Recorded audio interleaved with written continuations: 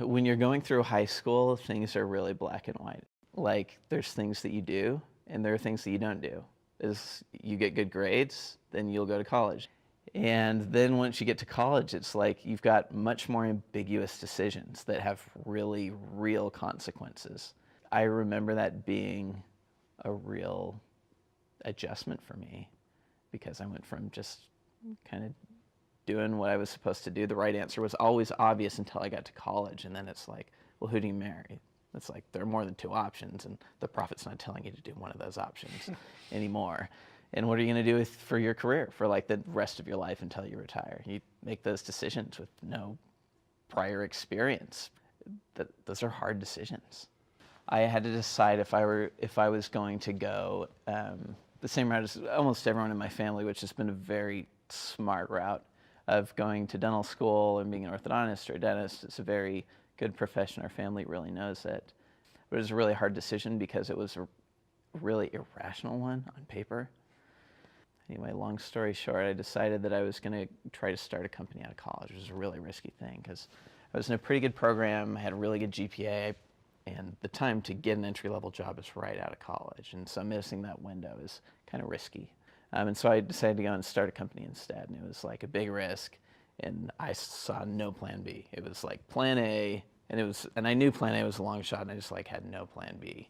It didn't work out the way that we hoped. And it was just like really, really hard for me. But it worked out perfectly. And if I could go back, I wouldn't change anything. I ended up in a really great place, and I'm really happy I am where I am. And I wish I could talk to myself back in that day and say, dude, you'll get through it.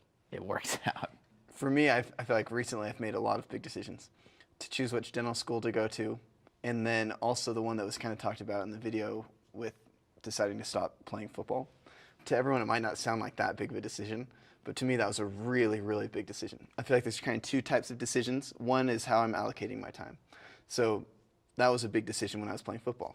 I prioritized my time and my top four things: family, my spiritual life, school, and then down 4 or 5 was football.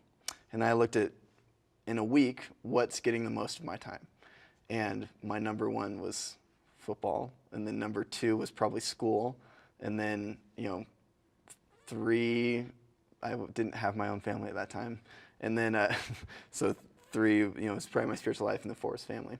It had been my dream since I was 8 years old to play for BYU, and I felt like I was right on the cusp. I made the travel squad. I was like the 3rd string receiver. I really think I was going to make it. I was just right there.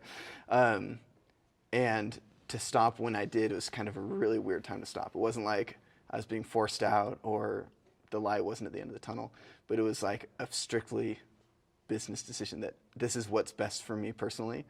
I knew that was what was best for me.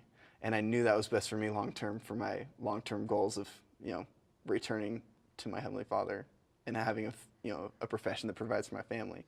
And that was the first time I've really felt like I made a decision on my own, and it was what I knew was best. When I prayed about it, I knew that was what was best for me, and totally worked out. I was like one of the last 3 to get into University of Washington.